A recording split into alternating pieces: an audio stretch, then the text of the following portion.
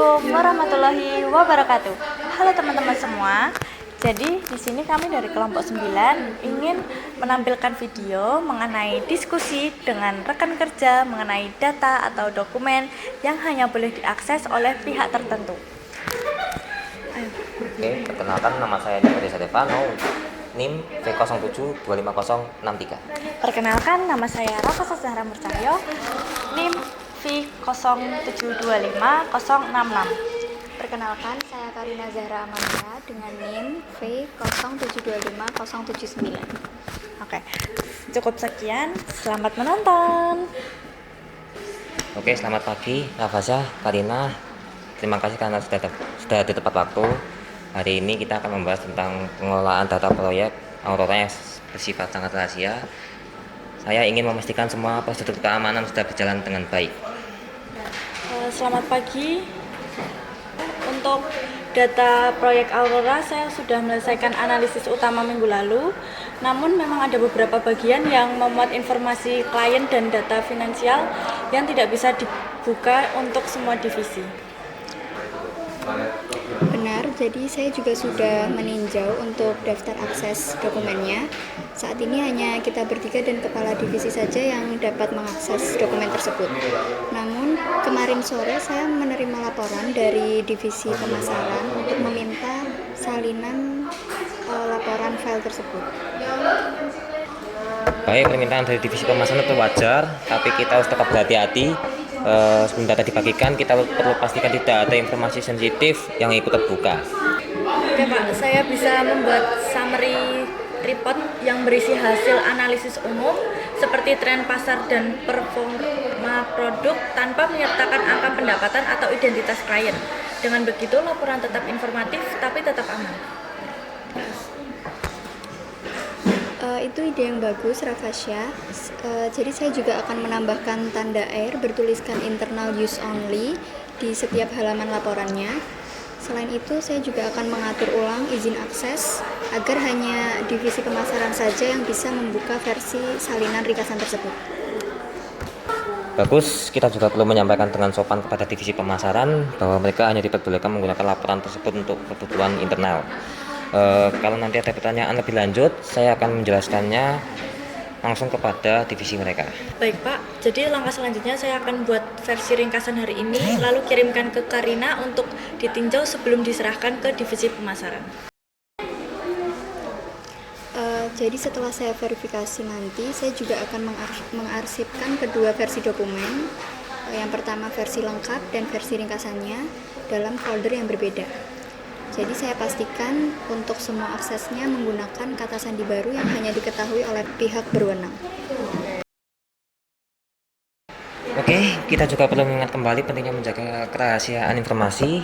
Jangan pernah mengirim data rahasia melalui email pribadi atau aplikasi pesan instan.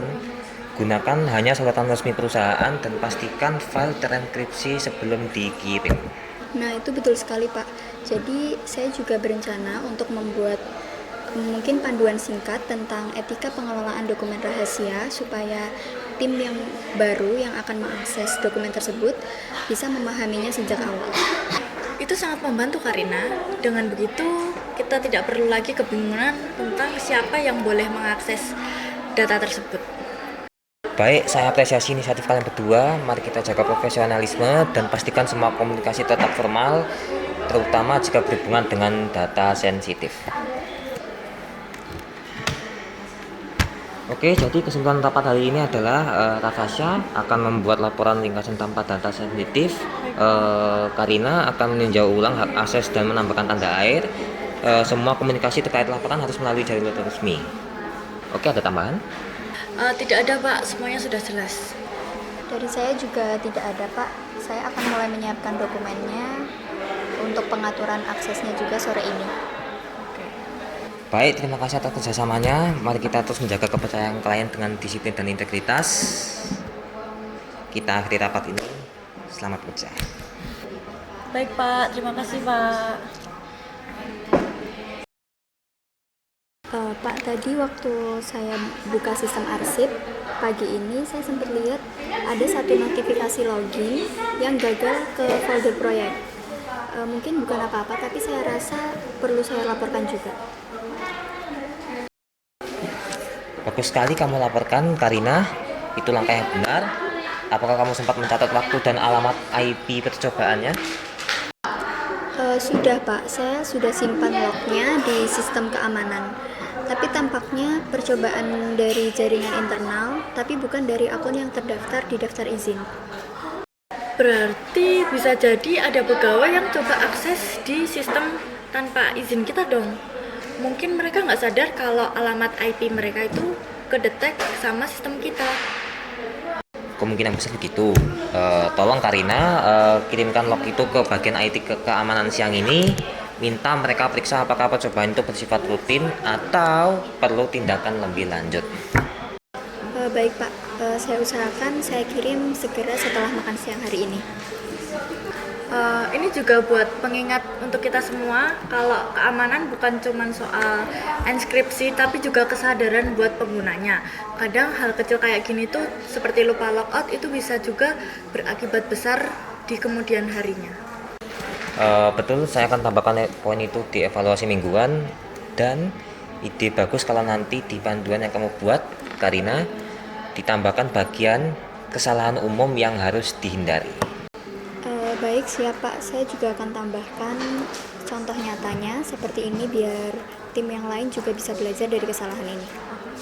Baik, saya senang melihat kalian berdua tanggap dan sikap menghadapi situasi ini. Itulah inti dari kerja profesional, bukan hanya mengikuti aturan tapi juga peka terhadap potensi resiko. Oke, kalau begitu sepertinya proyek Aurora bukan cuma tentang data, tapi juga tentang bagaimana kita membangun budaya keamanan yang kuat. Jadi kita harus lebih berhati-hati lagi ke depannya ya teman-teman. Benar sekali Rafasya, keamanan adalah tanggung jawab bersama. Baik, kita tutup betul rapat hari ini.